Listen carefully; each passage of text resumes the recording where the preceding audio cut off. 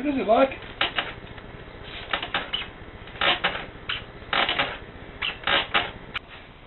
Hello everybody.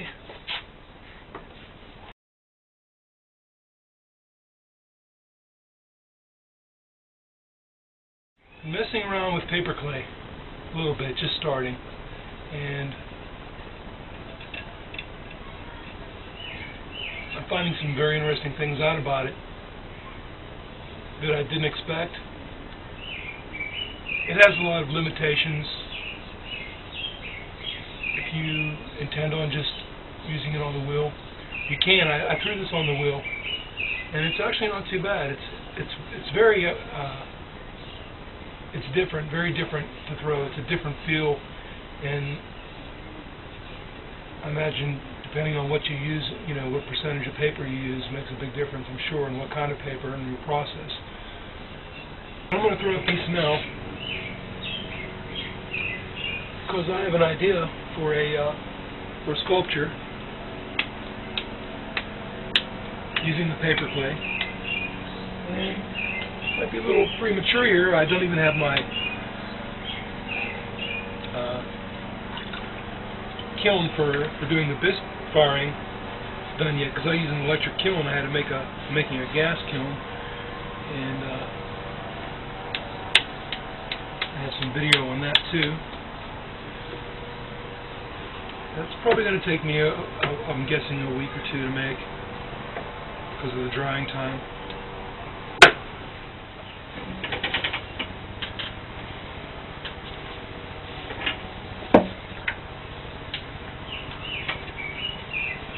Okay.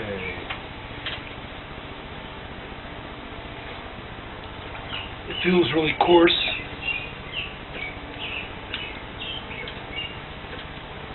You don't have to worry about air bubbles as much. And from what I understand, it's not a problem because the way the fibers. Whoa! I just almost got hit in the head. That was pretty close. Wow, my camera's facing towards me. I could put that on funniest videos. Okay. If you have calluses on your hand, throw some Paperclay.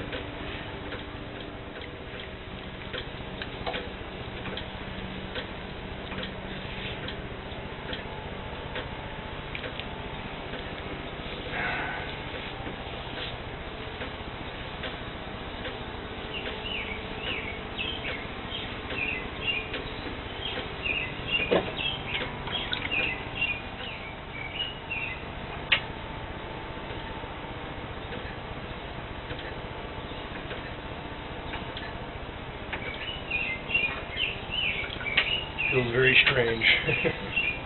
It does feel weird. Making the cylinder part of it is where it feels the strangest in your hand. You can feel something about the way it squishes when it's being stretched.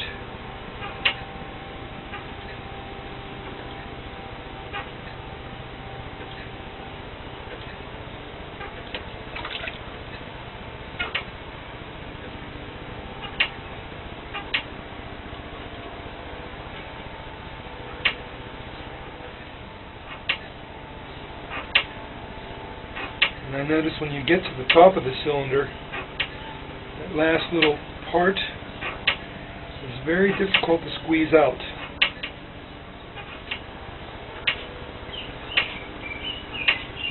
What I need for the piece that I'm making is just a cylinder, straight-sided cylinder. And the size that I need is a little difficult for me to make. Because I have big hands.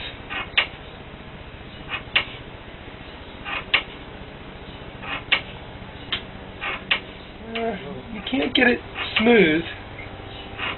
It definitely has a different surface texture, but more and more I'm thinking about what I want to make and where I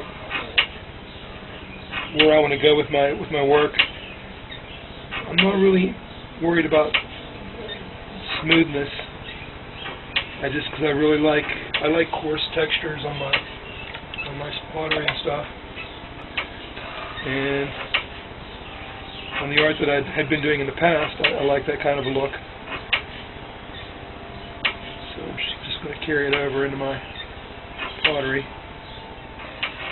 If your intentions were to make just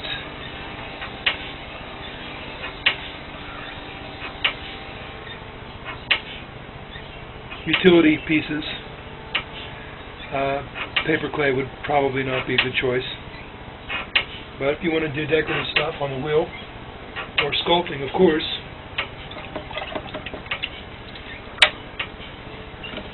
I'm really looking forward to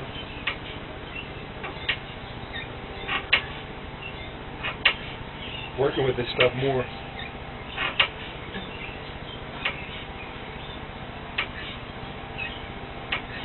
The only downside to using that insulation stuff is that there are bits and pieces in there.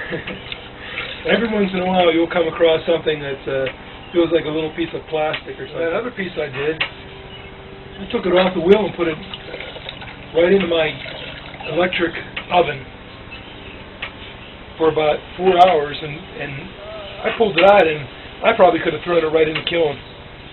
No cracks.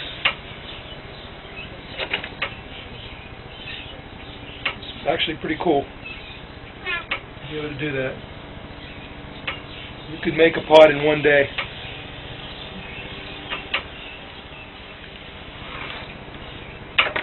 There we go. Paperclay on the potter's wheel. Just a little cylinder.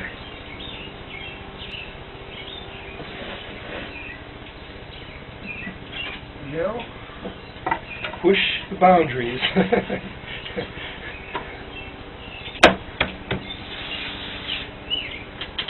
I have about a 7-pound piece of my Pittsburgh dug clay that I dug up and processed. And one of those little chunks.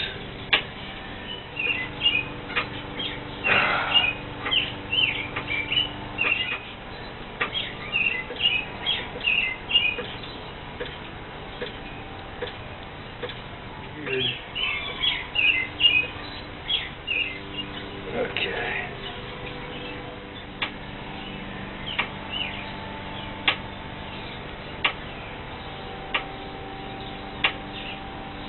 One thing's for sure about Paperclay when you have it on the wheel. You can work really a lot drier.